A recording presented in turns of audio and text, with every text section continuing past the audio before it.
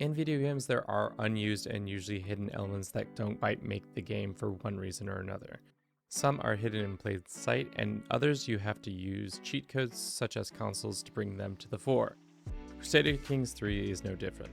Here are 5 of those hidden empires and kingdoms. First on our list is the Kingdom of the Ottoman Turks. Funny enough, the majority of the unused titles are within the Byzantine Empire de jure. Feels like maybe early on in the development of CK3, there might have been an idea to have a lot of these kingdoms be either playable or at least recreatable. Either way, I feel like the Ottomans spawning or being formed after a given date should be within the game already. Maybe if they added a later start date, such as in the 1200s, it would be a good time to add that element in. Next, we have the Kingdom of the Visigoths. The kingdom was in existence from 428 to 721 BCE. Funny enough, the developers have added a history of this title in the game that you can see by going back to the first king of Leon and looking at his grandfather.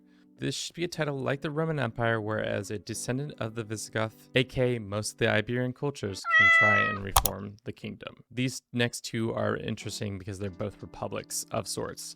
Genoa probably should be a kingdom that you can form if both Venetia and Pisa exist. Genoa has a history that reaches back to before the 1100s. But I think the major reason why it's not in the game already is the same reason number 4 on our list isn't as well. The Hansa, or the Hanseatic League, was a loose conglomeration of free cities whose primary goal was trade. Seeing as TK3 doesn't really have a trade system or even a well-developed republic government type, it makes sense why these two didn't make the cut in the final game.